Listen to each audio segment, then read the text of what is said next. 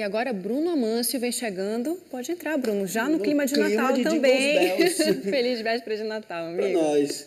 Quais são os destaques de hoje do esporte, hein? Também está no clima de fim de ano, as notícias são boas, animadoras? O torcedor está esperando o presente de Natal, né? A gente vai começar falando do Remo. Questionado sobre a renovação de contrato com o zagueiro Klaus, o executivo de futebol do Remo, Marcos Braz, falou em coletiva realizada ontem que acredita que o novo vínculo está próximo de ser concretizado.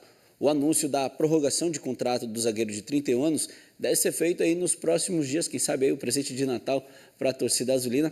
Klaus, que fez parte da equipe que levou o Leão para o acesso à Série A do Campeonato Brasileiro, após 32 anos, contratado em janeiro deste ano, o zagueiro atuou em 37 partidas, sendo titular na maior parte dos jogos.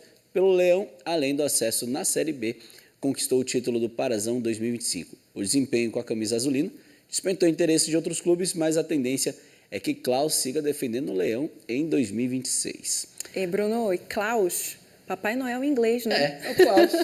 Será que é o São Claus aí do Remo? A gente espera, né? A torcida está esperando. Ainda falando do Marcos Braz, né?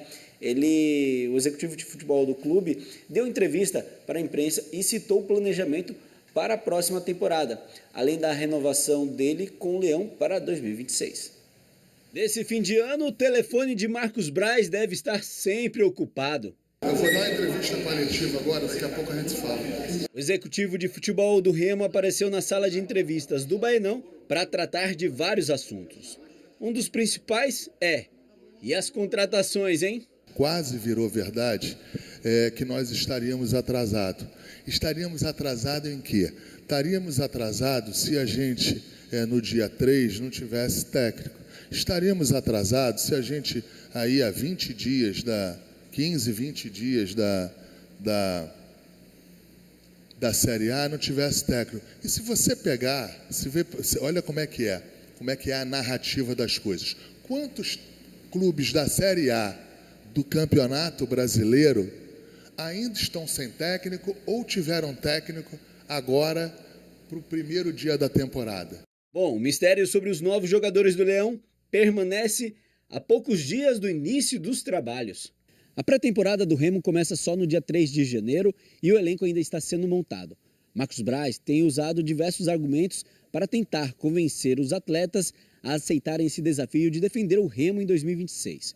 Um deles é uma cláusula que estará garantida em contrato. Todos os jogadores que eu entendo que seja importante, ou seja, grau facilitador na hora da contratação, que estejam com mais de um ano de contrato, eu boto que no segundo ano de contrato só é válido se o Remo estiver na primeira divisão.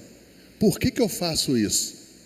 Para que caso aconteça um acidente e que a gente não consiga os objetivos no final da temporada, o clube esteja totalmente protegido e totalmente tranquilo em cima dos números futuros. E, ao mesmo tempo, eu boto para o jogador uma boa pressão, falando o seguinte: se a gente continuar na Série A, você já tem um contrato pré-estabelecido para o ano que vem. Em meio à formação do elenco, Braz está em situação ainda indefinida no Leão. O contrato dele vai até o dia 31 de dezembro. E olha que o dirigente já recebeu sondagens de outros clubes, como o Internacional. Vou deixar isso em aberto, até porque eu tenho um contrato em vigência, minha cabeça é ficar. Então, se teve consulta A, B ou C, não faz a menor diferença.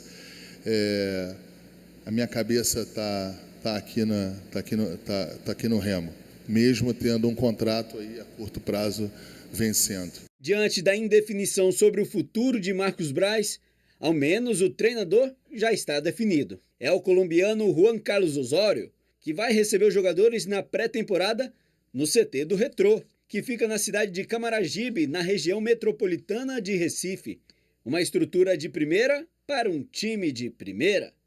E olha que o Remo ficou perto de carimbar o passaporte para fazer essa preparação. O Remo só está fazendo em Pernambuco, só está fazendo por conta do calendário, porque senão nós iríamos fazer fora do país.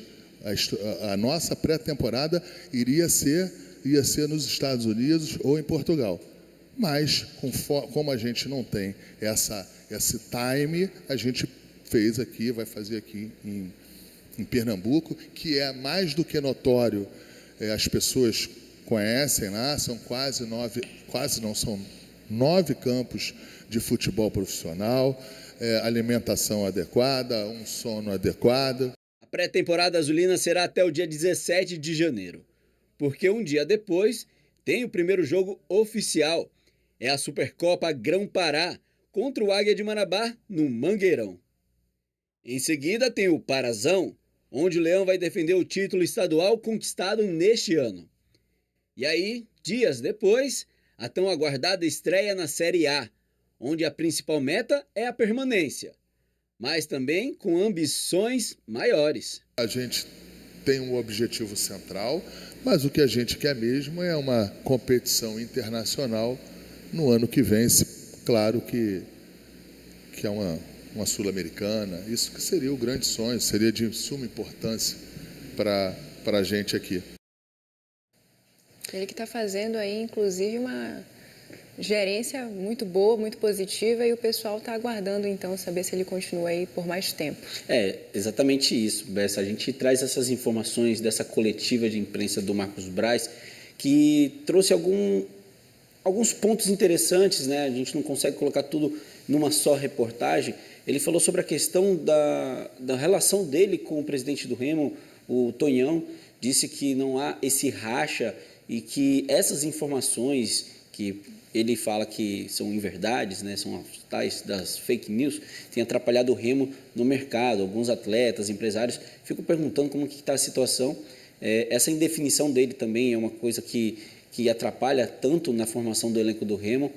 O Braz também falou sobre essa questão de algumas pessoas acharem que o planejamento do Remo está atrasado. Ele explica que o Remo anunciou treinador junto com outros clubes que estavam sem treinador também, que ainda estão fazendo essa definição.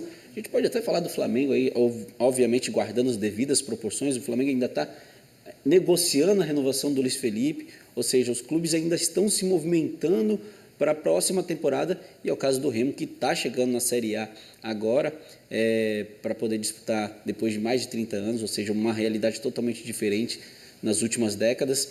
E aí temos imagens do CT do Retrô, onde o Remo vai fazer essa pré-temporada, e o Marcos Braz deixou bem claro que não é só porque o Remo não possui essa estrutura aqui no Pará, e a gente sabe que realmente não tem uma estrutura como essa aqui no Pará, mas é comum os clubes saírem dessa zona de conforto, saírem das suas cidades para fazerem pré-temporada fora, em outros estados, ou até mesmo em outro país, como ele citou aí na reportagem. Falou que poderia ter sido em Portugal, que seria no sul de Portugal, na cidade de Alvarenga, ou nos Estados Unidos. E o Remo também recebeu proposta para fazer pré-temporada na Argentina, em Buenos Aires, né? Onde ainda há pouco a família está indo passar o Natal. Quem sabe é o destino do Remo também. Pois é, poderia ter sido o destino do Remo. Mas, enfim, é um planejamento que ele tem explicado, tem tentado colocar ali o mais claro possível. E a expectativa agora, né, são os jogadores. Quem serão os jogadores que vão defender o clube do Remo na próxima temporada? Mercado da bola. É mercado da bola. Daqui a pouquinho. Sexta-feira. Sexta-feira tem mercado da bola, a gente traz mais informações, quem sabe com o presente de Natal, né? Que a gente está esperando aí, não só o Remo, mas como o Paysandu, para dar esse presente de Natal para a torcida. O que a gente conta mais, então, em destaque no esporte, Bruno? A gente vai lá falar agora do Paysandu. O elenco que está em pré-temporada para o início do Campeonato Paraense pegou uma folga de Natal até amanhã.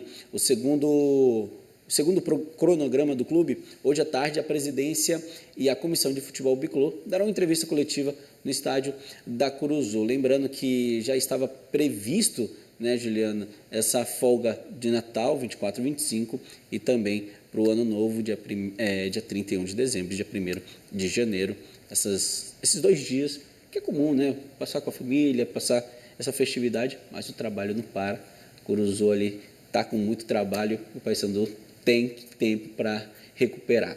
Vamos lá. É isso aí. A gente tem mais informação agora, Bruno? Temos, e ela é muito importante, Juliana. Há uma informação é importante para as torcidas de Remo e Paysandu. Ontem à noite, o governo do Pará se reuniu com representantes dos dois clubes para acertar uma parceria para a construção dos centros de treinamentos dos dois clubes. Essa parceria envolve uma empresa de mineração, que ficará responsável em investir e executar as obras nos dois CTs. O primeiro passo é a apresentação dos projetos, que a gente está vendo aí na tela, que os clubes já haviam divulgados no início desse ano. Vale lembrar que o Paysandu já vinha construindo seu CT no bairro de Águas Lindas, em Belém, com 2 campos concluídos, além de uma edificação já sendo feita. Essa obra aqui já rola há cerca de 10 anos, né? Desde 2015, 2016, quando o Paysandu adquiriu aquela área, já rola as obras que caminham a passos lentos, mas a gente sabe que o Paysandu está tentando construir. Pelo lado do Remo, o CT fica no distrito de Outeiro e vinha passando por algumas melhorias, mas ainda longe do ideal para receber a equipe profissional, que inclusive, né, em 2023, se eu não me engano, houve uma polêmica com as condições do gramado lá. Um ex-jogador que passou pelo Remo falou que ali era um mangue e tudo mais, enfim, não tinha condições de treinamento, né? Uhum. E segundo as informações apuradas, essa empresa de mineração deve confirmar o investimento agora em janeiro. Valores e prazos para a entrega completa dos 2 centros de treinamento ainda não foram divulgados, até porque depende ainda dessa aprovação e, consequentemente, uma data concreta para o início dessas obras. Muito importante, Juliana, porque o que acontece? Grandes clubes do Brasil que querem disputar competições maiores têm centro de treinamento. E aqui a gente tem Remo e Paysandu num limbo muito grande há anos que não tem esse centro de treinamento.